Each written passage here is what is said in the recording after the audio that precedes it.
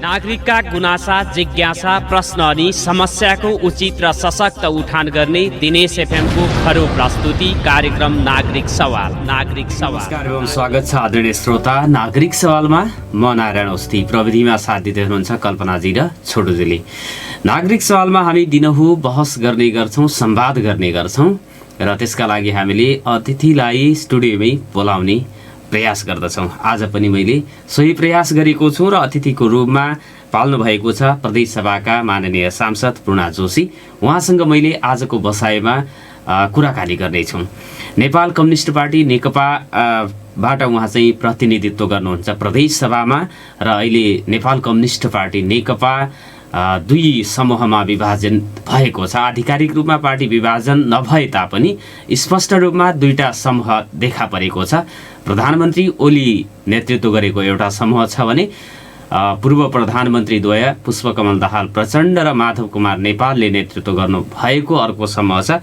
उहाँले पूर्व प्रधानमन्त्रीको समूहलाई समर्थन गरिराख्नु भएको छ भन्ने मलाई जानकारी छ। बाँकी उहाँसँग मैले कुराकानी गर्नेछु र उहाँसँग कुराकानी गर्ने दौरानमा तपाईँहरूको मनमा केही जिज्ञासा छ भने 8:15 पछि यहाँहरूले प्रत्यक्ष रूपमा उहाँलाई प्रश्न गर्न सक्नुहुनेछ। माननीय पूर्णा जोशीलाई प्रश्न गर्न सक्नुहुनेछ, जसका लागि 0914110 मा फोन गर्न सक्नुहुनेछ भनेर अनुरोध गरे। 8:15 पछि। त्योभन्दा अगाडि भने मैले उहाँसँग संवाद गर्नेछु। उहाँसँग संवादमा मैले अब यो कम्युनिस्ट आन्दोलनका कुराहरू, पार्टी विभाजनको कुराहरू, त्यसपछि प्रदेश सरकार, प्रदेशमा पनि अब सरकार परिवर्तनका कुराहरू चाहिँ आइराखेका छन्। त्यो विषयमा चाहिँ के कसरी चाहिँ भइराखेको छ पार्टीभित्र अथवा संसदीय दलभित्र छलफल भनेर मैले उहाँसँग संवाद गर्नेछु। यहाँलाई नागरिक सवालमा हार्दिक स्वागत छ। धन्यवाद। आराम छ। यो चाहिँ पक्कै पनि पार्टी अहिले दुईटा समूहमा छ, दुईटा भङ्गालोमा कम्युनिस्ट आन्दोलन चाहिँ विभाजित छ। यो विभाजनलाई अस्वाभाविक त सबैले मानेको छ, झन् तपाईँहरूका लागि त यो चाहिँ निकै नै अप्ठ्यारो परिस्थिति होला। तैपनि अब आफ्नो कित्ता क्लियर गर्ने क्रममा यो पूर्व प्रधानमन्त्री माधव कुमार नेपाल प्रचण्डले नेतृत्व गर्नुभएको समूहमा उभिनुपर्ने स्थिति आएछ। सर्वप्रथम म यहाँलाई धन्यवाद दिन चाहन्छु। यो कम्युनिस्ट आन्दोलन विभाजित भइसकेको अवस्था चाहिँ होइन। वास्तविक कम्युनिस्ट आन्दोलन भनेको जनताबाट हामीले चाहिँ संसदीय प्रणाली अनुगमन गरिसकेपछि, अनुसरण गरिसकेपछि कम्युनिस्ट आन्दोलनमा हामीले चाहिँ विधिको शासनका कुरा गर्छौँ, पद्धतिको शासनका कुरा गर्छौँ, कम्युनिस्ट मूल्य मान्यताका कुराहरू गर्दछौँ। यो मूल्य मान्यता, यो एउटा विधिको शासन स्वीकार गर्ने ठाउँमा म अहिले उभिराखेको छु। यसको मतलब त्यो हामीले यति लामो अवधि विशेष गरिकन कम्युनिस्ट पार्टी स्थापना 2006 साल यतादेखि कम्युनिस्ट पार्टी गठन विघटन भिन्न एकत्रित हुँदै आजको अवस्थामा आइपुगेको छ। 2065 सालमा यो कम्युनिस्ट पार्टीले नेपालमा भएका ठुला कम्युनिस्ट पार्टीहरूको एकीकरण पश्चात गठन भएको नेपाल कम्युनिस्ट पार्टी नेकपा अहिले करिब विभाजनको दिशामा अगाडि गइराखेको छ। यो अरू कसैको कारणले गर्दाखेरि, जनताको कारणले गर्दाखेरि, हामी तलका भुइँ कार्यकर्ताहरूको कारणले भइरहेको छैन। यो एक प्रकारको सत्ता उन्मादको नतिजाको रूपमा अहिले हामीले देखिरहेछौँ। स्वयं मुलुकका प्रधानमन्त्री जो यो संविधान अन्तर्गत गठित भएको संसदीय दलको नेता हुनुभयो, त्यस पछाडि उहाँ चाहिँ मुलुकको प्रधानमन्त्री, दोस्रो पटक मुलुकको प्रधानमन्त्री निर्वाचित भइसकेपछि चरणबद्ध रूपमा एक प्रकारले संविधानमाथि अथवा पार्टीका विधि पद्धति निर्णयभन्दा बरखिलाफ बाहिर गएर उहाँले जुन किसिमका निर्णयहरू लिँदै आउनुभयो, आम नेपाली जनताहरूका जनजीविकाका सवालभन्दा पनि उहाँलाई अलिकति लहर लागेका, आफूलाई मन लागेका निर्णयहरू उहाँले लिँदै जानुभयो। पछिल्लो समय यो निर्णयबाट रोक्न खोज्दाखेरि उहाँले चाहिँ आफूसँग असहमत हुने ठाउँहरूसँग मुकाबला गर्नुको साटो मुलुकको संविधानमा उल्लेख नभएको संसद विघटन करिब 2/3 सरकारलाई मात्रै विघटन गर्नु, सरकारलाई विघटन भन्नुभन्दा पनि त्यो जनताको प्रतिनिधित्व गर्ने थलोलाई उहाँले अवधि नपुगिकन विघटन गर्नुभयो। त्यस कारणले गर्दाखेरि उहाँको यो कदमसँग सहमत हुन सकिने कुराहरू छैन, किनभने हामी संविधानको सर्वोच्चतामा विश्वास गर्छौँ।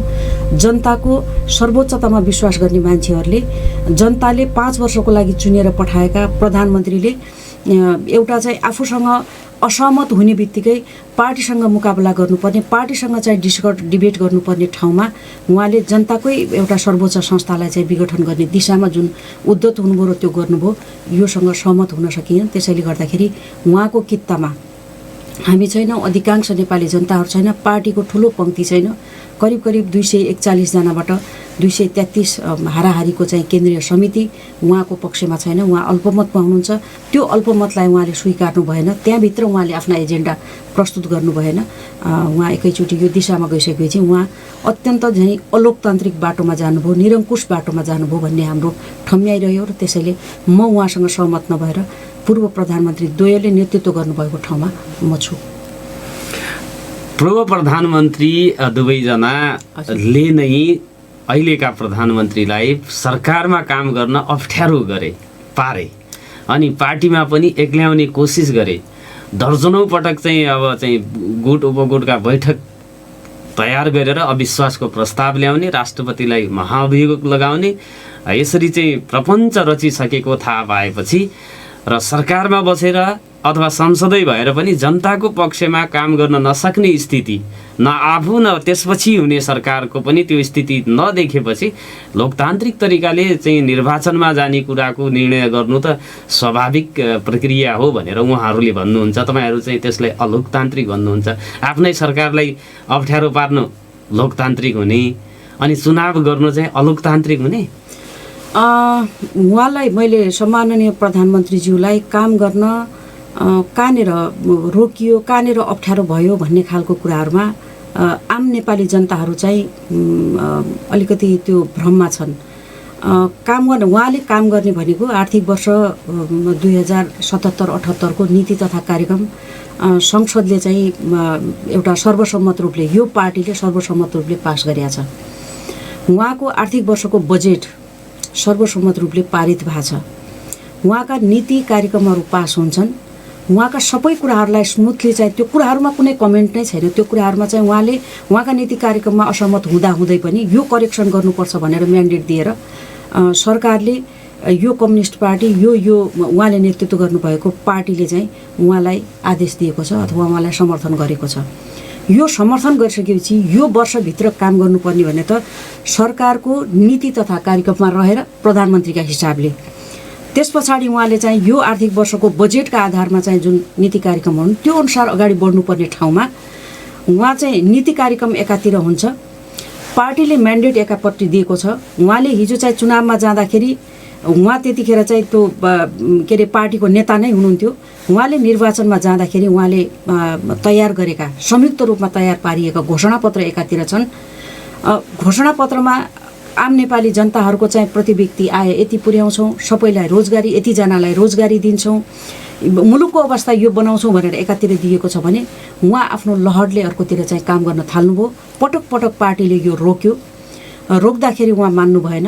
नमान्दाखेरि अब उहाँहरूलाई चाहिँ करेक्सन गर्नुपर्छ, उहाँलाई चाहिँ अलिकति ठिक ठाउँमा ल्याउनुपर्छ। व्यक्ति हो नि, व्यक्तिले चाहिँ विधान अन्तर पार्टी सञ्चालन गर्ने कुराहरू विधान अन्तर्गत हुन्छ, मुलुक सञ्चालन गर्ने कुराहरू चाहिँ संविधान अन्तर्गत हुन्छ।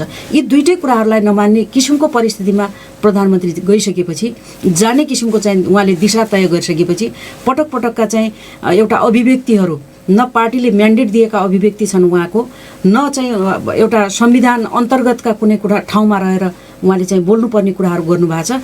यो कुराहरू गर्दाखेरि उहाँलाई चाहिँ, उहाँ व्यक्ति हो, उहाँ मुलुकको प्रधानमन्त्री हो, उहाँले लिएका निर्णयहरू चाहिँ मुलुकलाई आज अथवा भोलि कुनै ठाउँमा चाहिँ असहज अवस्थामा पुर्याउन सक्छन् भनेर उहाँलाई चाहिँ रोक्नको निमित्त गरिएका हुन्। उहाँका विरुद्ध कुनै गुटबन्दी गर्नको लागि मिटिङ बैठकहरू पार्टीले गरेको थिएन। उहाँ मान्दै नमान्ने कुनै कुराहरू, बैठक बस्ने कुराहरू आज छ, उहाँ बैठकमा उपस्थित हुनुहुन्न, उहाँ पार्टीको नेता पनि। त्यसैले गर्दाखेरि यस्ता किसिमका चाहिँ उहाँका कदम, उहाँको चाहिँ त्यो एउटा स्वेच्छाचारिता क्या, यो स्वेच्छाचारितालाई पार्टीभित्रै एउटा करेक्सन गर्नुपर्छ भनिएको मात्रै हो। उहाँले चाहिँ यो कुराहरूलाई आफूसँग असहमत हुने कुराहरू त असहमति त जोसँग पनि हुन्छ नि त। सबै सहमत हुने हो भने त त्यो एउटा रामराज्यको जस्तो किसिमको परिकल्पना, रामराज्यमा पनि असन्तुष्टि थिए, सुन्ने गर्थे राजाले, तर उहाँ चाहिँ सुन्न चाहनु भएन। आफूसँग असहमत भएका विचार पार्टीभित्र पनि सुन्न नचाहने, संसदभित्र पनि सुन्न नचाहने, अनि त्यो सुन्न नचाहने किसिमको परिस्थिति भइसकेपछि व्यक्ति हो तह लगाउने कुराहरू त हुन्छ। त्यसैले गर्दाखेरि पार्टीले चाहिँ ठिक ठाउँमा ल्याउनको लागि प्रयत्न गरेका थियो। यसलाई चाहिँ गुटबन्दी भनिँदैन। तर त्यो प्रयत्नले त पार्टी त दुई चिरामा विभाजित भयो, संसद विघटन भयो। यसले त तपाईँहरूले जुन विकास र समृद्धिको नारा दिएर मत प्राप्त गर्नुभएको थियो नि, त्यसमा त जनताको आशामाथि कुठाराघात त भयो नि। भयो, त्यो हामीलाई पनि दुःख लागेको छ। जनताले चाहिँ 5 वर्षको लागि हामीले एक प्रकारको चाहिँ जुन घोषणापत्र, संयुक्त घोषणापत्र लगेका थियौँ, त्यतिखेर पार्टी एकीकरण भइसकेका थिएन, गठबन्धनमा थियो। वाम गठबन्धनमा जानको लागि पनि यिनै पूर्व प्रधानमन्त्री एउटा पुष्पकमल दाहाल प्रचण्ड र हाम्रो वर्तमान प्रधानमन्त्री सम्माननीय चाहिँ केपी शर्मा ओलीले रातारात एउटा एक प्रकारको गठबन्धनमा जाने निर्णय पनि उहाँहरूले नै गर्नुभयो। जनताको आदेशबाट उहाँहरूले चाहिँ गठबन्धनमा जानको लागि त्यो निर्णय गर्नुभएको थिएन। नेपाली जनताहरूले माने, कम्युनिस्ट आन्दोलनले मान्यो। यो सुखद कुरा हुन्छ। दुईटा ठुला कम्युनिस्ट पार्टी, एउटा सशस्त्र द्वन्द्वबाट आएको पार्टी छ, एउटा शान्तिपूर्ण प्रक्रियाबाट आएको पार्टी छ। उद्देश्य एउटै छन्। आम नेपाली जनताहरूका जनजीविकाका कुराहरू, समृद्धिका कुरा दुईटैले गरेका छन् भने यो कुराहरू ठिक ठाउँमा चाहिँ हुन्छ, मिलेर जाऊँ भन्ने कुराहरूमा दुईटा निर्वाचन चिन्ह भए पनि एउटा चाहिँ एकअर्कालाई सपोर्ट गर्ने भनेर साझा उम्मेदवारको रूपमा अगाडि गयौँ। नेपाली जनताहरूले पनि यो घोषणापत्र मन पराए। यसमा भएका, यहाँभित्र भएका लिपिबद्ध गरिएका कमिटमेन्टहरूलाई मन पराए, दिए, यो ठाउँमा पुर्याए। दुर्भाग्य त्यो घोषणापत्र एकातिर छ, मुलुकका प्रधानमन्त्री अर्कैतिर जानुभएको छ।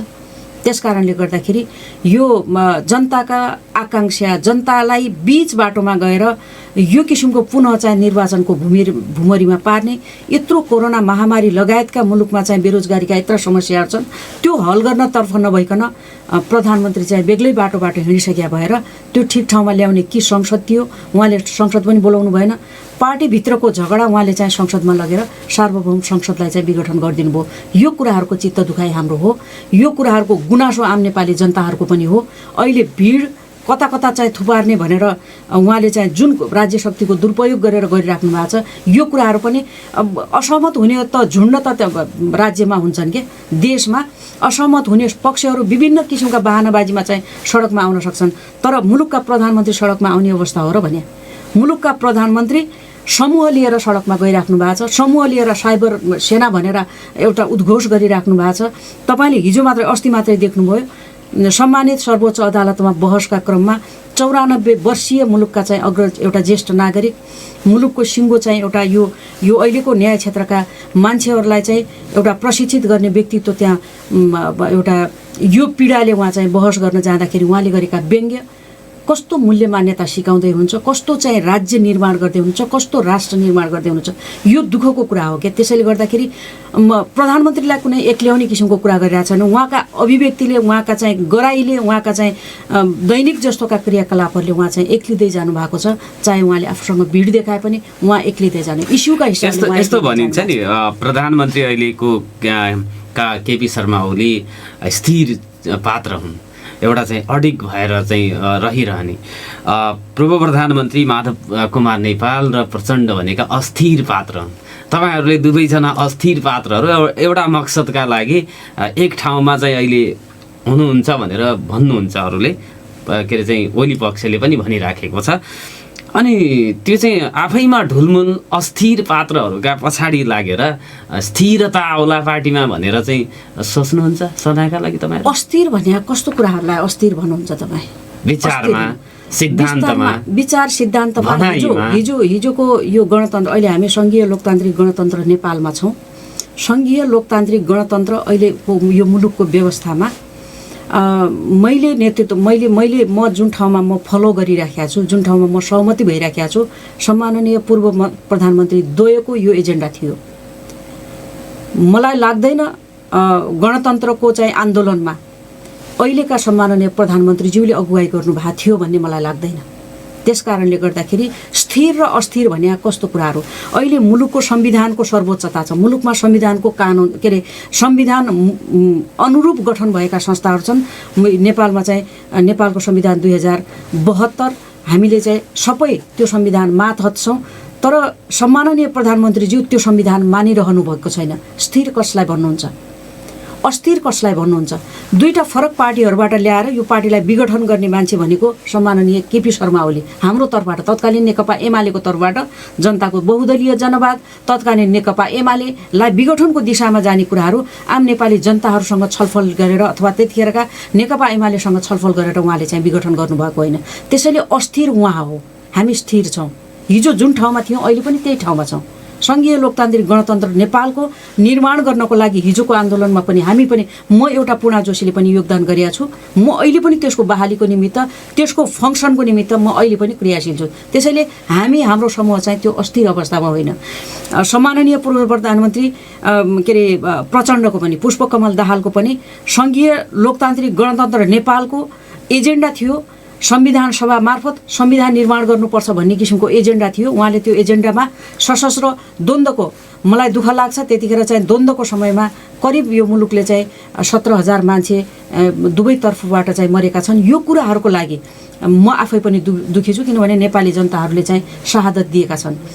बिना सरोकार भएका मान्छेहरूले पनि के अरे यो शहादत दिएका छन्। यो क्रममा उहाँहरूको यो बलिदानीलाई म आज यो एउटा शहीद दिवसको, शहीद सप्ताहको बिचमा पनि आज हामी दोस्रो दिनमा छौँ। उहाँहरूलाई स्मरण गर्न चाहन्छु कि मुलुक केका लागि त्यत्रो योगदान गरेका थियो।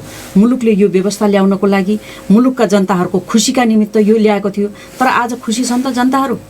बिचैबाट 5 वर्षको लागि म्यान्डेट दिएको छ, 3 वर्षमा एउटा चाहिँ संसद विघटन गरेर पुनः जनता माझ जाने भन्ने कुराहरू जति लोकप्रिय होला त्यति महँगो छ नेपाली जनताको लागि। त्यति एउटा चाहिँ एउटा मूल्यहीन कुरा छ। जनतामा जाने कुराहरू राम्रो कुरा हो, तर अवधि पुरा गरेपछि त्यो संविधानले तोकेको छ त्यो अवधि। बहुमतको सरकारले 5 वर्षसम्म संसद विघटन गर्न पाउँदैन। सरकारै बन्न नसक्ने किसिमको अवस्था भएपछि मात्रै त्यो किसिमको कुराहरू, त्यो अवस्था छ। त्यसैले सरकार बन्ने अवस्था छ। केपी शर्मा ओली रहिरहेपछि मात्रै यो सरकार रहने, बाँकी सबै अस्तित्वविहीन हुने कुराहरू छैन नि। प्रतिपक्ष छैन, अरू पार्टीहरू छैनन्, अरू पार्टीहरूले मिलेर सरकार बनाउन सक्दैन। कसरी उहाँले चाहिँ यो परिकल्पना गर्नुभयो, यो विघटन गर्नुभयो? कसका आदेशले गर्नुभयो? संविधानले आदेश दिएको छैन, अर्को कसले? यदि त्यस्तो गरिएन भने त हिजोको चाहिँ त्यो संसदमा चाहिँ किनबेचका प्रकरणहरू हुन्थे नि। को किनिदिए हेर्थ्यौँ नि हामी पनि। त्यस्तै अहिले पनि गर्नको लागि भन्दा त चुनावबाट चाहिँ फ्रेस म्यान्डेटबाट चाहिँ आउँदा त ठिकै हुन्छ भनिदैछ। त्यो आकलन गर्ने कुराहरू किनबेच हुन्छन्, त्यही भएर त स्थिरता कुरा गरे हो। त्यहाँ 5 वर्षसम्म विघटन गर्न पाइँदैन भने आज त होइन। त्यही किनबेचको अवस्था हुनसक्छ, त्यही अस्थिरता आउन सक्छ। विगतमा यस्ता अस्थिरताहरू आए, कतिले राजालाई बुझाए, कतिले चाहिँ त्यो अवधि सनकका भरमा चाहिँ गरे होइन। विगतका प्रधानमन्त्रीहरूले यो एक्सर्साइज गरे भएर विगतको संविधानमा 2047 को संविधानमा यो स्थान, यो एउटा सानो लुप होल होइन, यो देखेर प्रधानमन्त्रीहरूले त्यो ठाउँमा चाहिँ मुलुकलाई दुर्घटनामा पुर्याएको भएर अहिलेको संविधानले त्यो व्यवस्था नै गरेका छैन। सरकार बन्न सक्ने अवस्था रहेसम्म संसद विघटन गर्न पाइँदैन, स्पष्ट रूपमा त्यो भने हो। अनि सम्माननीय प्रधानमन्त्रीज्यू आफू भए ठिक, अरू भए बेठिक, अरूलाई हेर्न पर्दैन, अरू जनप्रतिनिधि होइनन्, अरू पार्टी होइनन्। त्यसकारणले गर्दाखेरि उहाँले जे गर्नुभएको छ, उहाँले मुलुकका अहितका निमित्त गर्नुभएको छ। देखाउने कुराहरू बेग्लै हो र होइन, राष्ट्रियताका ठुल्ठुला कुरा। राष्ट्र हिजो लिपुलेख लिम्पिया धुरा र कालापानीको नक्सा सार्वजनिक गर्नुपर्छ भन्ने ठाउँमा पार्टीले म्यान्डेट दिएर उहाँले चाहिँ संसदमा लग्नुभएको संविधान संशोधनको प्रस्ताव लगिएको छ। सिङ्गो राष्ट्र एक ढिका छ कि छैन? अनि सबै श्रेय आफूलाई मात्र लिने? सिङ्गो राष्ट्र, सिङ्गो संसद एक ठाउँमा छ त? उहाँको जय जयकार गरिएको छ, उहाँको नेतृत्वमा त्यो भएको थियो। हामीले पनि गौरव गरेका छौँ। मेरो पार्टीको नेताको नेतृत्वमा, मेरो पार्टीको नेताको सरकारको नेतृत्वमा यो काम भएको छ। यो त ऐतिहासिक काम हो नि। त्यसैले गर्दाखेरि यो ठाउँमा गर्व गर्ने कुराहरू, आम नेपालीहरूले गर्व गर्ने कुराहरू छँदैछ। उहाँले मैले मात्रै गरे हौँ भन्ने खालको कुराहरू श्रेय त सबै तपाईँ जर्मन चान्सलर के अरे एन्जेला मार्केलले अस्ति भर्खरै कोभिडको बेलामा भनेको कुराहरू मलाई असाध्यै घत लाग्छ। तपाईँ अब्जस जति जम्मै मलाई दिनुहोस्, राम्रा कामहरू जर्मनी नागरिकहरूले गरेका कुराहरू हुन्। यो कोभिड नियन्त्रणको कुराहरूमा जति योगदान गर्यो मैले गरेका छैन, जर्मनी नागरिकले गरेका छन् भनेर भनेका छन्। यो कुराहरूमा प्रधानमन्त्री कहिले आउनुभयो होइन? श्रेय अरूलाई दिने कुराहरूमा प्रधानमन्त्री कहिले आउनुभयो? इतिहासले देखाउँथ्यो होला नि त उहाँको योगदान त। त्यसैले यो कुराहरू बहानाबाजी मात्रै हुनु भन्ने मलाई लाग्छ। र जे कुराहरू गर्नुभएको छ, अहिले पनि प्रधानमन्त्री ब्याक हुने ठाउँ छ। उहाँले चाहिँ यो दुर्घटनामा यो मुलुकलाई पुर्याउन हुँदैन, विभाजनको कित्तामा उहाँले लग्न हुँदैन। अब सर्वोच्च अदालतमा चाहिँ विचाराधीन विषय छ। भोलि संसद भङ्ग नहुने, त्यसलाई पुनर्स्थापना गर्ने निर्णय आयो भने पार्टी एक रहिरहला? पार्टी एक रहनुपर्छ भन्ने खालको कुराहरूमा अहिले पनि हामी छौँ, किनभने पार्टीमा बहुमतको निर्णय विधान हुन्छ। पार्टीलाई शासन गर्ने भनेको विधान हो। विधानले बहुमतले एकजनाले मात्रै पनि असहमति राख्दाखेरि असहमतिका स्थान हुन्छन् कि पार्टीमा छलफलमा बैठकले चाहिँ निर्णय गर्छन्। निर्णय गरिसकेका कुराहरू हामी त जनवादी केन्द्रीयतामा विश्वास गर्छौँ। अझ फेरि कम्युनिस्ट पार्टीहरू त सबै कम्युनिस्ट पार्टीहरू जनवादी केन्द्रीयतामा विश्वास गर्छन्। जनवादको एक्सर्साइज हुनै नदिने किसिमको निरङ्कुशता नशा प्रवृत्ति भयो भने त्यसमा चाहिँ जनवादको एक्सर्साइज हुन, जनवादको एक्सर्साइज भनेको छलफलमा सबैले भाग लिन पाउने, असहमति सबैले एउटा आम नागरिकले पनि आम कार्यकर्ताले पनि राख्न पाउने, अनि त्यो छलफलबाट आएका निर्णयहरूलाई चाहिँ लिपिबद्ध गरिसकेपछि निर्णयभन्दा बाहिर दायाँ बायाँ कोही पनि जान नपाउने किसिमको कुराहरू कम्युनिस्ट पार्टीमा चाहिँ हामीले चाहिँ त्यस्तो किसिमको एक्सर्साइज गरिरहेका छौँ। उहाँ छलफलबाट भाग्ने होइन, छलफल हुनै नदिने, आफूसँग असहमत कसैलाई हुनै नदिने, सबै मान्छेले जय जयकार मात्रै गर्नुपर्छ भन्ने, जय जयकार गर्ने दिशातर्फ आफ्ना कामहरू उन्मुख नगर्ने किसिमको भावनाले पार्टीमा पार्टी एकीकरण, पार्टी एक तब हुन्छ जब पार्टीमा निर्णयले चाहिँ निर्णय कार्यान्वयन गराउने सवालमा सबैको चाहिँ एकमत एक ढिक्का हुन्छ र पार्टीलाई चाहिँ आन्तरिक छलफलमा भाग लिँदाखेरि सबैका स्थानलाई त्यो एउटा सह अस्तित्वको रूपमा आम कार्यकर्ता भने कम्युनिस्ट पार्टीमा ठुलो र सानो भन्ने कुरा हुँदैन। काम गर्ने दौरानमा चाहिँ कसैलाई ठुलो स्थान अथवा त्यो नेतृत्वदायी भूमिका दिएको छ भने चाहिँ आम कार्यकर्ताहरू पनि त्यत्तिकै योगदान रहन्छ, त्यत्तिकै चाहिँ एउटा अस्तित्व रहन्छ। त्यसैले त्यो दिशामा उहाँले चाहिँ विश्वास गर्नुभयो। सबै नेता, मैले अहिलेको चाहिँ प्रचण्ड, माधव नेपाल हरूलाई पनि मैले भन्न चाहन्छु, उहाँहरूले पनि पार्टीको नेतृत्व गरिराख्नु भएको छ।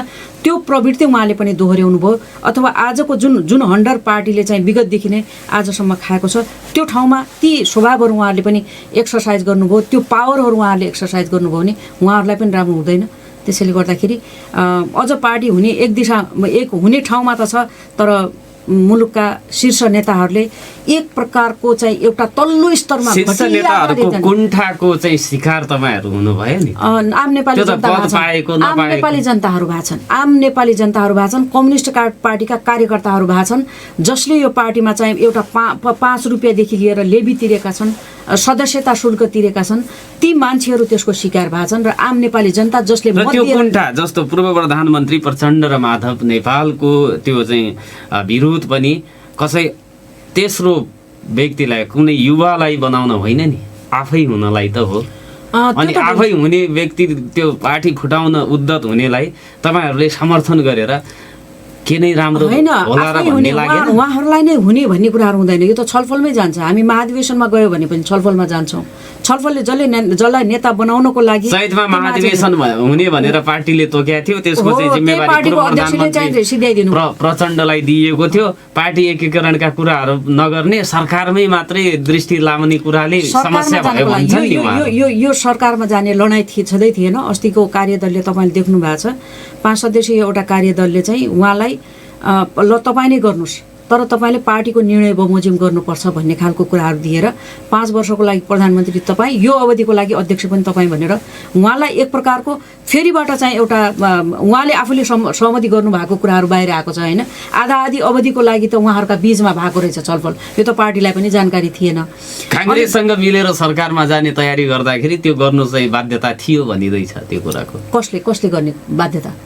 त्यो केपी ओलीले बाध्यता थियो, नत्र काङ्ग्रेससँग त सरकार बनाउने भइसकेको थियो भएको छैन। यतापट्टि कुनै किसिमको एक्सर्साइज आयो कताबाट थाहा छैन होइन, छैन। उहाँले आकलन गर्ने, कहिले भारतीयहरूले चाहिँ भारतीयहरूको उक्साटमा लागेर चाहिँ गऱ्यो भनेर मदन भण्डारी फाउन्डेसनको उसमा गएर बोलिदिनु भएछ। एक किसिमको चाहिँ मुलुक एउटा सही दिशामा अगाडि जाने बित्तिकै एउटा झुन्ड कतै गएर भाषण गर्दाखेरि एउटा उपद्रव गरिदिने, उहाँको विगतदेखिको यो कारणले गर्दाखेरि पनि पार्टी सशङ्कित भएर अथवा मुलुकको एउटा चाहिँ पार्टीको एउटा हिस्सा सशङ्कित भएर उहाँलाई चाहिँ ठिक ठाउँमा ल्याउनुपर्छ, उहाँलाई चाहिँ एउटा पार्टीका निर्णयले बाँध्नुपर्छ भन्ने खालको कुराहरू गरे हुन्।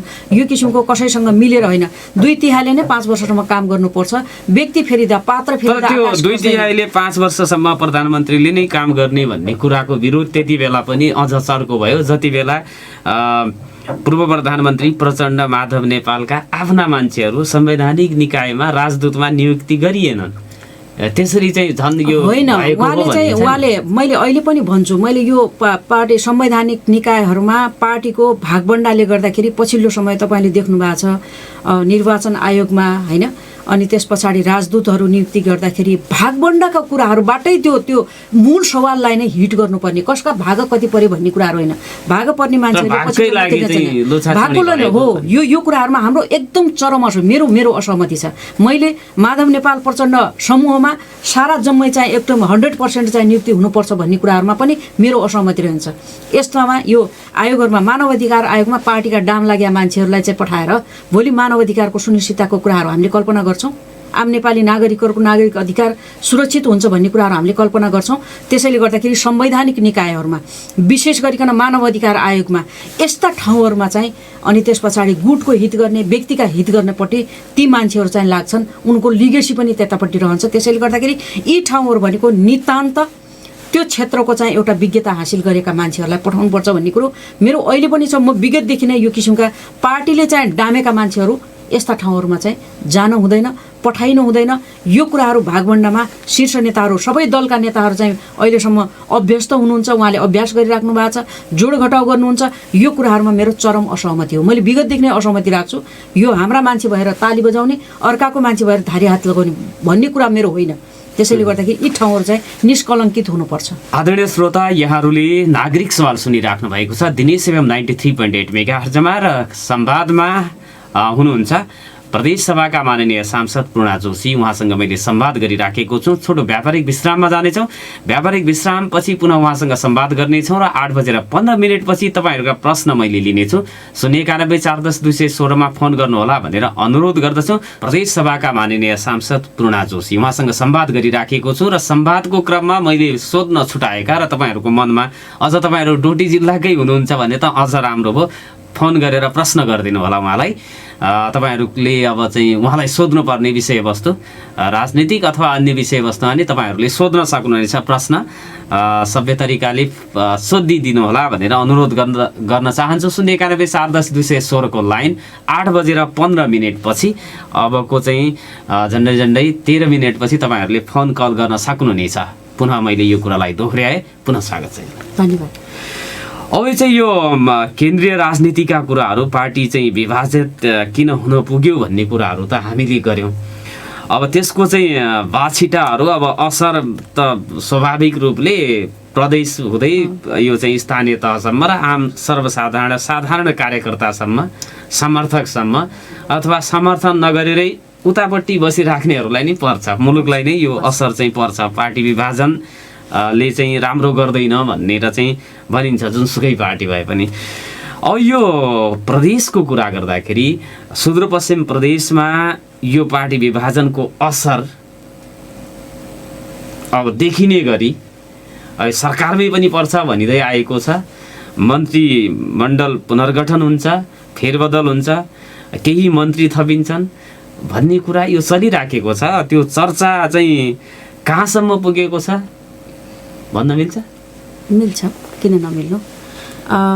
समग्र रूपमा मुलुकमा राजनीतिक परिवर्तन हुँदाखेरि यति ठुलो चाहिँ एउटा मुलुकको एउटा प्रतिनिधिमूलक संस्था सङ्घीय संसद विघटन मात्रै होइन, मुलुकको संविधान विघटन हुने दिशामा गइसकेपछि त्यसको एउटा असर सुदूरपश्चिम प्रदेशमा नपर्ने भन्ने कुराहरू छैन, परिसकेका छ। र त्यसको हामी विभाजित छौँ है भन्ने खालको नेतृत्व गरेर सम्माननीय प्रधानमन्त्रीज्यू नै अस्ति भर्खर 24 गते पुस 24 गते उहाँले आफैले आएर हामी विभाजनको कित्तामा छौँ, मेरो कित्तामा हुनेहरू यता आउनुहोस् भनेर उहाँले चाहिँ आह्वान गरेर एउटा चाहिँ आमसभा गरिसक्नु भएको छ। त्यसैले गर्दाखेरि सुदूरपश्चिम प्रदेशमा अहिले हामी सुदूरपश्चिम प्रदेश सभामा त्यस्तो धेरै विभाजनको दिशामा हामी विभाजित भइसक्यौँ कसैले भन्नुभएको पनि छैन। हामी नेकपा समर्थित 39 जना मध्ये 2 जना चाहिँ सम्मानित पदमा हुनुहुन्छ। उहाँ चाहिँ एक प्रकारको नन पोलिटिकल ठाउँमा हुनुहुन्छ, माननीय सभामुखज्यू र उपसभामुखज्यू। बाँकी 37 जनामा 30 जना चाहिँ एकातिर हुनुहुन्छ र उहाँहरूले पनि हामी अर्कोतिर छौँ भन्नुभएको छैन। तथापि एउटा देखिने गरिकन यसमा चाहिँ स्पष्ट बहुमत नेकपा एक ठाउँमा छ। त्यसकारणले गर्दाखेरि त्यसको असर यहाँ परिराखेकै छ।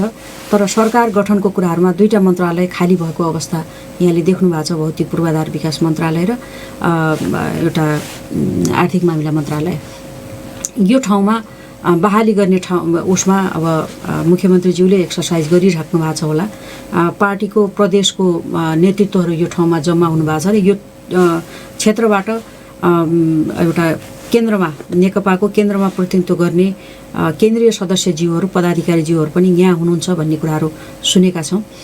यो एक्सर्साइज होला र तत्कालै यो दुईटा के अरे मन्त्रालय चाहिँ पद बहाली मन्त्रीको चाहिँ पद बहाली हुने कुराहरू होला, नियुक्त गर्नु होला मुख्यमन्त्रीले। तर त्यति ठुलो चाहिँ अहिले नै हलचल यो सबैलाई चाहिँ यो फेरबदल गरेर पुरै चाहिँ यहाँ क्रान्ति हुन्छ भन्ने कुराहरू अर्को प्रकारको चाहिँ त्यो हुन्छ भन्ने खालको कुराहरू त्यसमा चाहिँ यो एक्सर्साइज कुनै पनि भएको छैन। दुईजना थप्ने कुरा त स्वाभाविक भयो। हजुर, त्योभन्दा अन्य अब कसैलाई विदा गर्ने र कसैलाई चाहिँ नियुक्ति दिने भन्ने कुराले छलफल त्यो तपाईँहरूको सर्कलमा कतिको भएको छ? त्यो छलफल हामीसँग छैन। हाम्रो चाहिँ आधिकारिक छलफल गर्ने ठाउँ भनेको संसदीय दल हो। संसदीय दललाई पनि केही म्यान्डेट दिने, केही चाहिँ गाइड गर्ने कुराहरू भनेको पार्टीको हुन्छ। त्यसकारणले गर्दाखेरि संसदीय दलमा त्यो छलफल भइसकेका छैन। संसदीय दलमा छलफल नभइसकेपछि तपाईँ र म भेट हुँदा गर्ने कुराहरू, म र अर्को कुनै भेट हुँदाखेरि गर्ने कुराहरूमा यसले चाहिँ यो औपचारिक कुराहरू होइनन्। त्यसकारणले गर्दाखेरि औपचारिक रूपले यो पार्टीमा कसलाई फिर्ता बोलाउने, कसलाई नयाँ पठाउने भन्ने खालको आधिकारिक छलफल भइसकेका छैन। पार्टीको प्रदेश कमिटीमा पनि त्यो कुराले स्थान पाएको छ? म प्रदेश कमिटीमा छैन। त्यसकारणले गर्दाखेरि पार्टीको आधिकारिक ठाउँमा कहाँ छलफल भएको छ भन्ने कुराहरू मलाई जानकारी छैन। सम्भावित मन्त्रीको सूचीमा त यहाँको नाम पनि आएको थियो, समाचारले पनि बनाएको छ। तपाईँको एफएमले पनि न्युज मिडियाहरूले चाहिँ धेरैले बनाएको छन्, तर त्यो आधिकारिक कुरा होइन। आधिकारिक कुरा नभइसकेपछि यो बजारले अब सम्भावित देख्यो होला, बनायो होला, तर हामीले बनाएको कुराहरू चाहिँ त्यो होइन। आफैले मुख्यमन्त्रीलाई भन्ने अथवा पार्टी चाहिँ नेतृत्वलाई कुरा गर्ने, सांसदहरूसँग सल्लाह गर्ने काम गर्नुभएको छैन। यहाँ चाहिँ अब पार्टीको इन्चार्ज माननीय भीम रावल पनि यहाँ हुनुहुन्छ, मुख्यमन्त्रीज्यू पनि कैलालीमै हुनुहुन्छ, राजधानीमै हुनुहुन्छ। उहाँसँगका भेटघाटमा जनताका सरोकारका कुराहरूलाई, पार्टीको सरोकारका कुराहरूलाई चाहिँ सरोकार राखेका छु। कुरा पनि छलफल पनि केही कुराहरू गरेका छौँ। पछिल्लो समय पार्टीमा यो दुर्घटना भइसकेपछि अब कसरी व्यवस्थापन गर्ने भन्ने खालको कुराहरूमा छलफल भएको छ। सरकारमा यसलाई फिर्ता बोलाउनुपर्छ, त्यसलाई पठाउनुपर्छ, अथवा ऊ फलानु चाहिँ योग्य हो, फलाना योग्य अयोग्य हो भन्ने खालका यस्ता खालका कुराहरू चाहिँ हामीले कहीँ कतै गरेका पनि छैनौँ। त्यो गर्ने बेला भइसकेका पनि छैन जस्तो लाग्छ। 3 वर्ष पुरा भइसक्यो? 3 वर्ष पुरा भयो। 3 वर्ष ठ्याक्कै पुरा भयो। त्यति बेला त समीक्षा गरेर अलिकता अब चाहिँ मिलाउनु पर्ने हुन्छ होला। समीक्षा गर्नको लागि क्षेत्रगत चाहिँ समानुपातिकता, लैङ्गिक अब धेरै छ नि। यो हो, धेरै छ। मैले यो कुराहरूलाई प्रायोरिटी, किनभने संविधानले व्यवस्था, नयाँ संविधानको मूल विशेषता भनेकै समावेशिता होइन, भौगोलिकता अनि जातीयता, सबै कुराहरूलाई चाहिँ यो एउटा संविधानले व्यवस्था गरेका कुराहरू अभ्यासमा देखिनुपर्छ। जस्तो दुःखका साथ भन्नुपर्छ, हामीले यो व्यवस्थापन गर्न सकेका छैनौँ, नेताहरूले यो व्यवस्थापन गर्न सक्नु भएको छैन। सुदूरपश्चिममा कुनै पनि पोर्टफोलियोमा, कुनै पनि चाहिँ एउटा पदाधिकारीहरूमा, मन्त्रीहरूमा दलितको प्रतिनिधित्व छैन। सिङ्गो दलित यो प्रदेशबाट करिब चाहिँ 70% दलितहरू मतदाताहरू हुनुहुन्छ। उहाँहरूको आफ्नो प्रतिनिधि उहाँले पठाउनु भएको छ, प्रदेश सभामा पठाउनु भएको छ, तर सरकारमा पुर्याउने कुराहरू, कुनै समितिका सभापतिमा पुर्याउने कुराहरू, सभामुख उपसभामुख लगायतका पदाधिकारीमा पुर्याउने कुराहरू हामीले गर्न सकेका छैनौँ। हामीले रियलाइज गर्नुपर्छ, यो कुराहरू रियलाइज गर्नुपर्छ। महिलाहरू हुनुहुन्छ, समितिमा 2 जना हुनुहुन्छ, सरकारमा 2 जना हुनुहुन्छ, उपसभामुख महिला हुनुहुन्छ। यो कुराहरू हामी मान्छौँ, तर अब उहाँहरूको योग्यताको कुराहरू चाहिँ अहिले गर्न परेन होइन।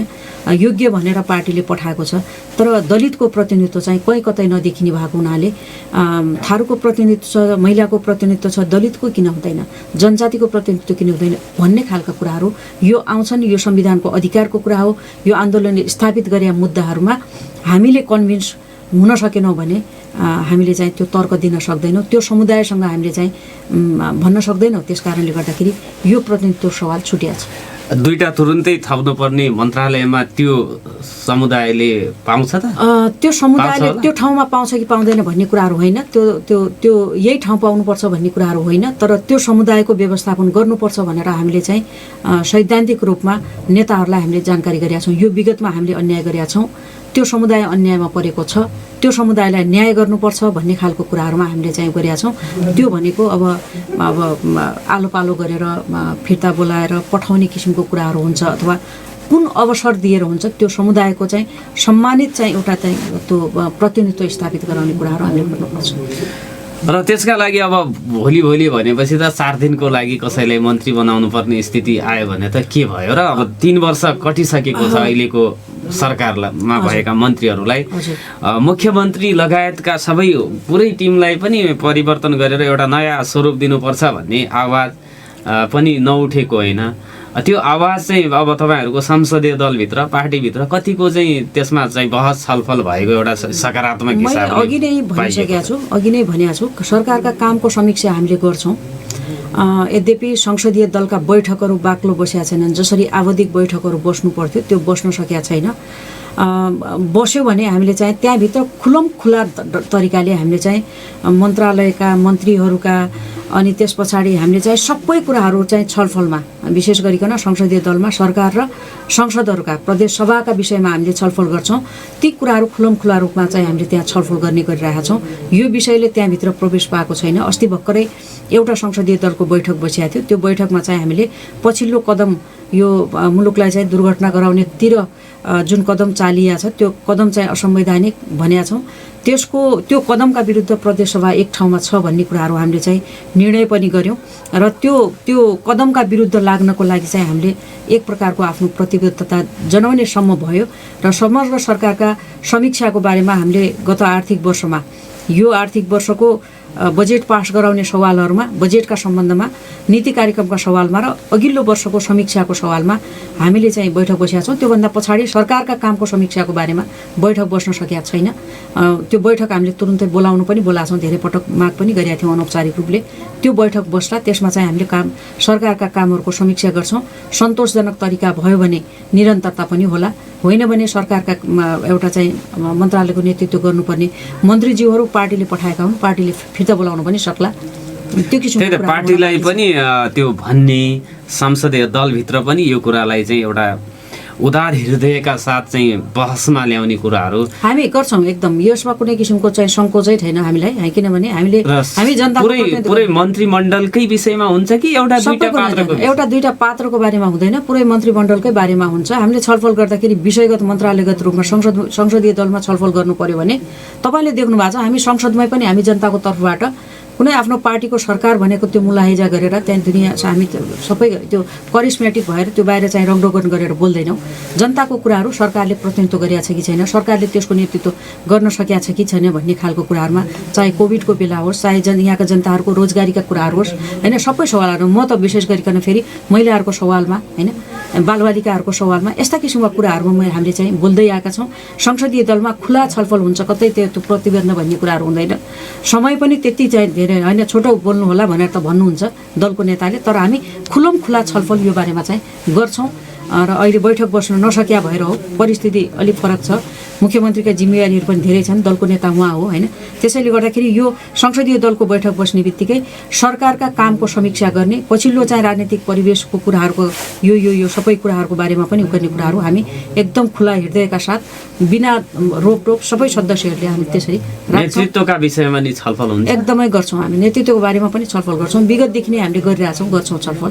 उहाँका सकारात्मक कुराहरू, उहाँका कमजोरीको कुराहरू, उहाँले सुधार गर्नुपर्ने कुरा, उहाँले गर्न नसकेका कुराहरू अथवा उहाँलाई गराउनको लागि सहयोग गर्ने कुराहरू सबै हुन्छन्। त्यहाँ आलोचना मात्रै हुँदैन, प्रशंसा पनि हुन्छन्। यथास्थितिमा त सरकारका मन्त्रीजीहरूले त्यति प्रभावकारिता देखाउन नसकेको गुनासो गरिन्छ। तपाईँको दलभित्र पनि त्यो गुनासो छ भनेर भनिन्छ, बोल्नु पनि हुन्छ, सदनमा यहाँहरूले चाहिँ भन्नुहुन्छ। त्यही भएर एउटा चाहिँ परिवर्तित अवस्था वा यो तरल अवस्था छ, यसमा एउटा फरक सन्देश दिनका लागि समग्र सरकारको चाहिँ नयाँ स्वरूपै सबैलाई परिवर्तन गरेर एउटा फरक सन्देश र त्यही किसिमले काम गर्नुपर्छ भन्ने किसिमले तपाईँहरूको भित्रभित्र छलफल हुँदैछ भइरहेको छ भन्ने कुरा आउँछ मिडियाहरूमा, त्यसमा कतिको सत्यता? छलफलको कुराहरूमा चल्छ होइन। अब व्यक्तिका कुराहरू भन्दा पनि समग्र रूपमा राजनीतिक म्यान्डेटलाई पुरा गर्न सकियो कि सकिएन, हामी कुन कुन अवधि हिँडाइको अवधिले 60% बाटो हामीले क्रस गरिसकेका छौँ। अब कामका हिसाबले हामीले त्यो गति कहाँसम्म पुर्याउन सकेका छौँ, त्यो गतिलाई चाहिँ कि सरकारमा रहेका मान्छेहरूले पुरा गर्नुपर्छ, पुरा गर्न सक्ने किसिमको अवस्था होइन भने पात्र फरक गर्नुपर्छ भन्ने खालको कुराहरूमा हिजो पनि थियो, आज पनि छ होइन। त्यसैले गर्दाखेरि त्यो कुराहरू अन्यथा पनि होइन, कुनै मन्त्रीहरूको लागि यो अन्यथा हुने कुरा पनि भएन, किनभने हामी पार्टीको कार्यकर्ता हो। पार्टीले जुन ठाउँमा हामीलाई चाहिँ निर्देशन गर्छ त्यो ठाउँमा हामी बस्नुपर्छ। यो धेरै ठुलो चाहिँ जानेहरूलाई धेरै ठुलो महत्त्वकांक्षी कुरा, नजान पाउने फिर्ता हुनुपर्नेलाई धेरै ठुलो महासागर भन्ने कुराहरू यो हुँदैन। मान्यज्यू, एउटा टेलिफोन कल आएको छ यहाँलाई। आदरणीय श्रोता, यहाँलाई नागरिक सवालमा हार्दिक स्वागत छ। माननीय प्रणा जोशी हुनुहुन्छ, उहाँलाई तपाईँले प्रश्न गर्न सक्नुहुनेछ।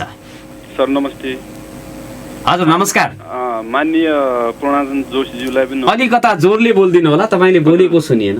नमस्ते सर, मेरो प्रश्न यस प्रकार छ। हेलो। हजुर हजुर, अलि जोरले बोलिदिनुहोस्, तपाईँले बोलेको सुनिएन कृपया। सुनिएन सर? सुनियो? हेलो। हजुर हजुर भन्नुहोस्। डाक्टर भीम रावलज्यूले जुन अस्ति 30 लाख झिक्यो हजुरको होइन, निर्वाचन आयोगले मतलब दुईटामा यो कन्फर्मै गरेका छैन। अब उहाँको सुदूरपश्चिमको इन्चार्ज हुनुहुन्छ, कस्तो नेचरको मान्छे हो होइन। जबकि अस्ति के भन्नुभएको छ, त्यति बेला मेरो ठाडा आदेशले दिनेश चन्द्र सुब्बा चौधरी दुईजनाको मतलब र अर्को उहाँ कर्ण थापाजीको हस्ताक्षरमा तिनटामा दुईटा चल्ने भन्ने सिग्नेचरको माइनेटिङ रहेछ। उहाँले ठाडो उसमा झिक्नु लगाएको भनेर तपाईँ दिनेश एफएमबाट खबर आएको थियो होइन।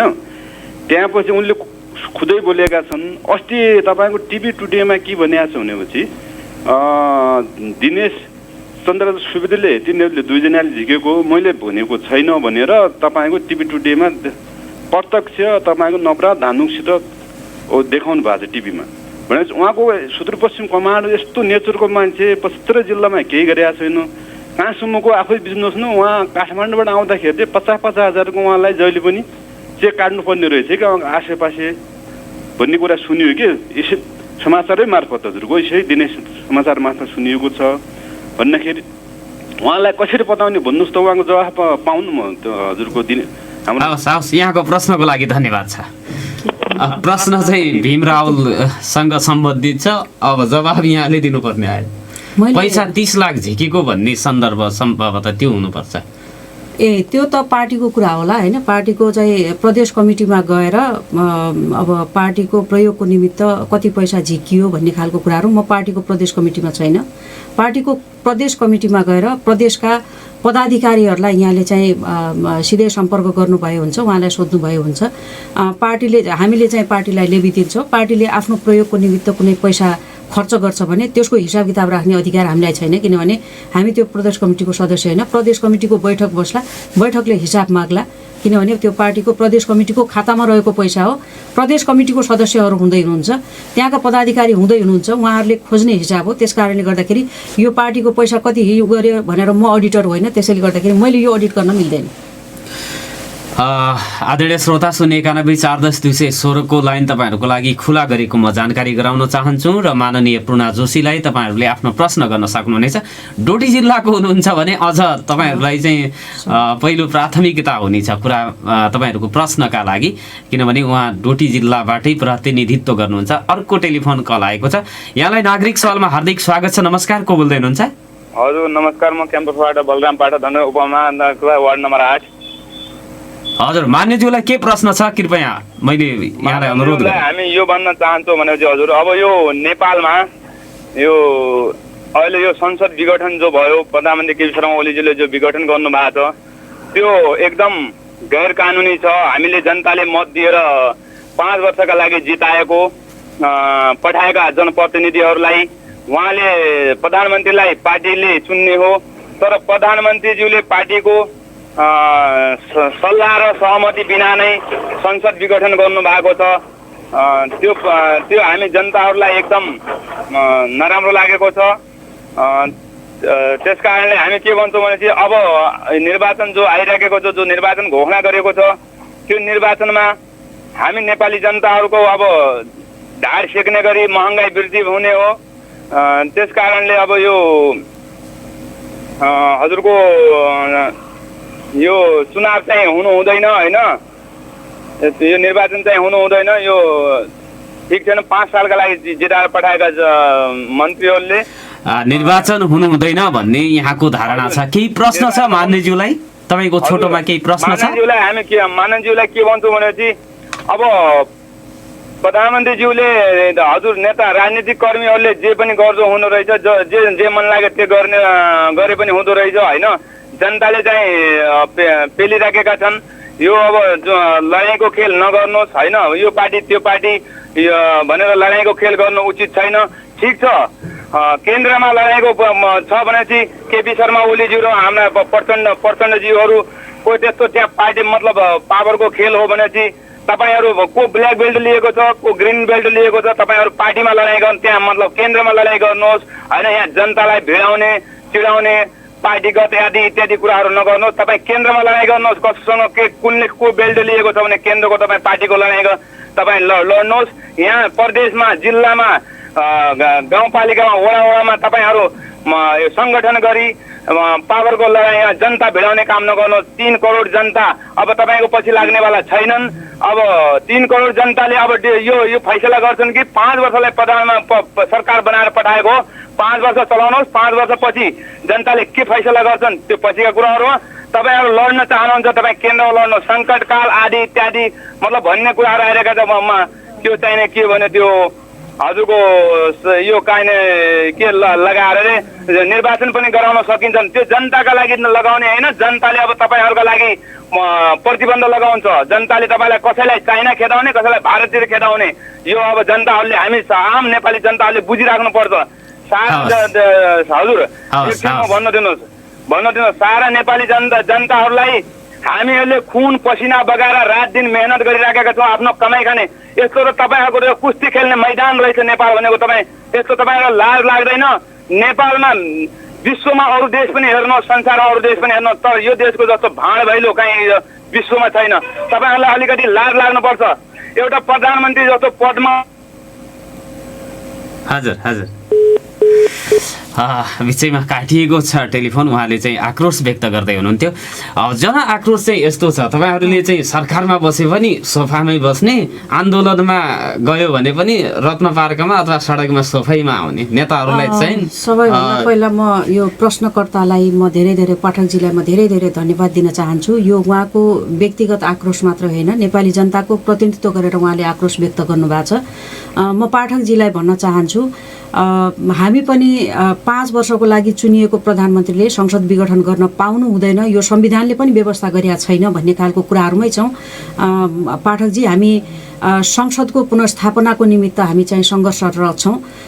एउटा कानुनको पुनर्बहालीको निमित्त यो अहिले प्रधानमन्त्रीले जति धेरै कदमहरू चालिराख्नु भएको छ त्यसको प्रति कदमको लागि यो करेक्सन हुनुपर्छ भन्ने दिशामा पार्टीका गतिविधिहरू पनि हामीले त्यो तरिकाले चलाउनु परेका प्रति म क्षमा पनि चाहन्छु र यहाँलाई सुसूचित पनि गर्न चाहन्छु। प्रधानमन्त्रीका कदम भनेको उहाँले संविधान नमानिकन अगाडि बढ्नु भएको हुनाले उहाँलाई चाहिँ संविधानमा मान्नको लागि त्यो ट्र्याकमा ल्याउनको लागि र संविधानको यो संसदको मात्रै होइन संविधानको विघटन भएको हुनाले यो संविधानलाई कार्यान्वयनमा ल्याउनको निमित्त हामी सङ्घर्ष गरिराखेका छौँ र तपाईँकै भावना अनुरूप नेपाली जनताहरूका एउटा सरोकारका कुराहरू एकातिर छन्, समस्याका कुराहरू एकातिर छन्, प्रधानमन्त्रीको चाहिँ एउटा उद्घोष र एउटा चाहिँ कदम अर्कोतिर छ। त्यसैले गर्दाखेरि प्रधानमन्त्रीज्यूलाई संविधान अन्तर्गत आउनको निमित्त त्यो ट्र्याकमा ल्याउनको निमित्त हामीले सङ्घर्ष गरिराखेका छौँ। हामी कसैको त्यो भारत अथवा चीनको निर्देशनमा भन्नुभन्दा पनि मुलुकको संविधानले गाइड गरेका, मुलुकको संविधानले निर्देश गरेका बाटोमा चाहिँ सबै हिँड्नुपर्छ। संविधानभन्दा माथि कोही पनि छैन। नेपाली जनताहरूले आफ्ना जनजीविकाको निमित्त, आफ्नो चाहिँ स्वरोजगारीको निमित्त होइन, आफ्नो चाहिँ यो मुलुकको स्थिरताको निमित्त र सुशासनको निमित्त हामीलाई चुनेका हुन्। चुनेको म्यान्डेट अनुसारको काम गर्नुहोस् भनेरै हामी पनि लागिराखेका छौँ। मैले यहाँलाई यही अनुरोध गर्न चाहन्छु। मानेज्यू, अनि यो सरकारको जुन चाहिँ प्रदेश सरकारको कुरा छ नि, हजुर, यसमा यो मन्त्रीको सङ्ख्या अहिले भन्दा पनि बढाउने, राज्य मन्त्रीहरू पनि राख्ने, समितिका यो चाहिँ विषयगत समिति पनि टुक्र्याएर अलिक बढी बनाएर सबैको बन्दोबस्त गर्ने आफ्नो समर्थनमा रहेका, यदि गर्न सकेन भने अर्को पक्षमा जाने भन्ने अप्ठ्यारोमा चाहिँ नेकपा छ भनिन्छ नि हो। मैले त्यो अर्को पक्षमा जान्छन् भन्ने कुरा अहिले यहाँ चाहिँ यो पदको आकाङ्क्षा मलाई लाग्दैन त्यत्रो किसिमको चाहिँ त्यो पदको आकाङ्क्षाले मात्रै यो सबै कुराहरू गर्नुपर्छ भन्ने मलाई लागिरहेको छैन। मन्त्रालय टुक्र्याउने कुराहरूमा मन्त्रालय एउटा तपाईँले चाहिँ उद्योग पर्यटन वन वातावरण मन्त्रालयमा 7 वटा विषयगत चाहिँ एउटा क्षेत्रहरू छन्। त्यस्तै गरिकन सामाजिक विकास मन्त्रालयमा त्यसको विषयगत युवा महिला, त्यस पछाडि तपाईँको चाहिँ स्वास्थ्य शिक्षा होइन संस्कृति लगायतको कुराहरू धेरै ठुलो कुराहरू त्यहाँभित्र छ। राज्य मन्त्री राख्ने भन्ने कुराहरू मन्त्रालयको मन्त्रीको कार्यबोझको लागि व्यवस्थापन गर्नको लागि पनि राख्नुपर्ने किसिमको कुराहरू यो सङ्घमा पनि अभ्यास छ र कतिपय प्रदेशमा पनि अभ्यास छ। यो कुराहरूलाई चाहिँ अन्यथा होइन व्यक्ति व्यवस्थापनको कुरा भन्दा पनि यसलाई चाहिँ मन्त्रालयको काम व्यवस्थापन गर्ने ढङ्गले चाहिँ बुझ्नुपर्छ भन्ने मलाई लाग्छ। सबै मान्छेहरूलाई मन्त्री दिएर र सबैलाई समितिका सभापति बनाइदिएर यो चाहिँ आफ्नो पक्षमा अठ्याइराख्नुपर्छ भन्ने खालको कुराहरू होइन। यो संविधान विरोधी कदम र संविधानको पक्षधरताको एउटा चाहिँ लडाइँ भएको हुनाले पद दिएर मात्रै मान्छे जोगिने भन्ने कुराहरू मलाई चाहिँ यो लाग्दैन होइन। त्यसैले गर्दाखेरि यो तरिकाले सोचिएको छ भन्ने मलाई लाग्दैन। तर केही मन्त्रालय तर त्यो धेरै विषयगत क्षेत्र हेर्नुपर्ने भएको हुँदाखेरि गाह्रो भन्ने जुन चाहिँ असहजता छ ठ्याक्क त्यसलाई चाहिँ टेकेर सम्भावना छ मन्त्रालय बढ्ने भन्ने कुराहरू हाम्रो आदिका कुनै ठाउँमा चर्चा नै भएको छैन। यो मन्त्रालय गर्नुपर्छ भन्ने छैन। राज्य मन्त्री त हामीले विगतदेखि पनि गरिरहेको थियौँ। राज्य मन्त्रीको चाहिँ केही व्यवस्थापन गरेर मन्त्रालयको कामको जिम्मा होइन कति कामको जिम्मा चाहिँ राज्य मन्त्रीलाई दिने, कति कामको जिम्मा चाहिँ मन्त्री अब क्याबिनेट मन्त्रीले लिने भन्ने खालको कुराहरूमा विगतमा पनि एउटा मन्त्रालयमा त त्यो एक्सर्साइज भयो र उहाँ अब दुर्भाग्यवश उहाँ चाहिँ बहिर्गमन हुनुभयो, नैतिकताको आधारमा राजीनामा दिनुभयो। तर यो खालको कुराहरूमा मन्त्रालयको कामको व्यवस्थापनलाई हामीले चाहिँ मध्यनजर गर्नुपर्छ। व्यक्तिको सेटलमेन्टको कुराहरूलाई अहिले चाहिँ हामीले मलाई लाग्दैन कहीँ यस्तो किसिमको छलफल भएको छ भन्ने चाहिँ मलाई लाग्दैन। अहिले चाहिँ 30 जना तपाईँहरू टसमस नहुने गरिकन हो सँगसँगै म सबैका कुराहरूलाई म गर्दैन। यो संविधान विरोधी कदम हो भन्ने कुराहरू हो। संविधान विरोधी कदम भइसकेपछि त्यो अल्पमतको चाहिँ नेकपामा हामी चाहिँ यो 30 जना कोही पनि छैन। तपाईहरुलाई ब्ल्याकमेलिङ गरेर एक ठाउँमा राखिएको छ भनेर चाहिँ आरोप लगाएको थियो। म त अर्को जिम्मा त म लिँदैन। म पूर्ण जोशीलाई त ब्ल्याकमेलिङमा कोही पनि राख्न सक्दैन, म राख्न पनि सक्दैन। म इस्युमा केन्द्रित भएर राजनीति, आग्रहमा केन्द्रित भएर मैले कहिले राजनीति गरिनँ। जानेको कुरा सामाजिक क्षेत्रमा पनि म इस्युमा केन्द्रित भएर गरेँ। मैले अहिले पनि म इस्युमा केन्द्रित भएर म राजनीति गरिरहेको छु। त्यसैले गर्दाखेरि त्यो ब्ल्याकमेलिङ गरिराख्नुपर्ने, कोठाभित्र थुन्नुपर्ने, आवाज थुन्नुपर्ने अथवा आवाजलाई लोभ्याउनु पर्ने, मान्छेका चरित्रलाई लालायित गर्नुपर्ने भन्ने खालको कुराहरू मेरा सन्दर्भमा त्यो छैन। र मलाई लाग्छ कुनै पनि मान्यज्यूहरूका सन्दर्भमा यो चाहिँ यो लालायित गर्नुपर्ने अथवा चाहिँ यो अन्तिम कल आएको छ या चाहिँ अवरुद्ध भयो भन्ने सङ्केत चाहिँ गरिसक्नु भएको छ र हाम्रो निर्धारित समय पनि ठ्याक्कै सिद्धिन आँटेको छ। अन्तमा 8:27 भएको छ। 2 मिनेटभित्र आफ्नो कुरा चाहिँ सक्नुहोला। मैले समग्र रूपमा सुदूरपश्चिम तपाईँको रेडियो मार्फत मैले सुदूरपश्चिमका सम्पूर्ण जनताहरूलाई अहिले मुलुकको स्थिरता, मुलुकको एउटा चाहिँ स्थायी शान्तिको निमित्त जुन मुलुकमा संविधान विघटन हुने किसिमको दिशामा गइराखेर मुलुकमा नेकपाभित्र मात्रै होइन अब यो राजनीतिक ध्रुवीकरणको सवाल पनि हो। मैले विशेष गरिकन प्रतिपक्ष मुलुकको पुरानो एउटा प्रजातान्त्रिक आन्दोलनको नेता पार्टी नेपाली काङ्ग्रेस अहिले चाहिँ एक प्रकारको त्यो पनि दुविधामा छ। यो भनेको मुलुकमा प्रतिगमन भएको छ कि चुनाव आउँदैछ र चाहिँ चुनावमा बहुमत लिने भन्ने खालको दोसादमा छ। मैले क्लियर हुनको लागि आग्रह गर्न चाहन्छु। मुलुकमा सबैभन्दा पहिला संविधानको शासन मुलुकमा आवश्यक छ, संविधानको सर्वोच्चता आवश्यक छ। संविधान अन्तर्गत सबै रहनको लागि मुलुकका कार्यकारीहरू पनि संविधान अन्तर्गत रहनुपर्छ भन्ने खालको सन्देश दिनको लागि यो मुलुकको एउटा संसद पुनर्बहालीको एजेन्डालाई लिएर अथवा एउटा संविधानको शासनका एजेन्डालाई चाहिँ अगाडि लिएर यो चाहिँ एउटा सर्वोच्चलाई प्रभावित पार्ने त म भन्दैन। मुद्दा चाहिँ एउटा खालको एउटा छलफलको क्रममा छ, विचाराधीन अवस्थामा छ, बहस भइराखेको छ। मुलुकका सारा चाहिँ त्यो एउटा पूर्व न्यायाधीशदेखि लिएर पूर्व चाहिँ त्यो एउटा बार एसोसिएसनका चाहिँ मान्छेहरूदेखि लिएर यो मुलुकलाई बुझ्ने, यो मुलुकलाई यो मुलुकको प्रजातन्त्रलाई यहाँसम्म ल्याउने मान्छेहरूको किता एकातिर छ भने धेरै मान्छेहरूलाई चाहिँ एउटा सिट्टी जुलुसमा उतारेर होइन एउटा खालको चाहिँ आह्वान गरेर प्रधानमन्त्रीज्यूले चाहिँ यो मुलुकलाई प्रजातान्त्रिक बाटोभन्दा पछाडि अधिनायक बाटोको उसमा चाहिँ दिशामा अग्रसर बनाइराख्नु भएको छ। यो खालका प्रवृत्ति, यो खालका चरित्र, यो खालको असंवैधानिक, यो खालको एउटा चाहिँ त्यो अलोकतान्त्रिक बाटोमा नगइदिनको लागि म सम्पूर्ण सुदूरपश्चिमेली र तपाईँको एफएम सुन्ने सबैलाई म अनुरोध गर्न चाहन्छु। हामी स्थायी शान्तिको पक्षमा छौँ। हामी प्रजातन्त्रको एउटा पुनर्बहालीको, संसदको पुनर्बहालीको, संविधानको पुनर्बहालीको पक्षमा छौँ र यो बाटोमा हिँडिदिनको लागि अनुरोध गर्न चाहन्छु। समय र संवादको लागि धन्यवाद छ। Thank you. आदरणीय श्रोता, भोलि अर्को विषयवस्तु र प्रसङ्गमा कुराकानी र बहस गर्ने बाचाका साथ प्रविधिमा साथ दिनुहुने कल्पनाजी र छोटोजीलाई पनि धन्यवाद दिन चाहन्छु। माननीय पूर्णा जोशीलाई पनि विशेष धन्यवाद दिँदै बिदा माग्छु। नमस्कार, शुभ दिन।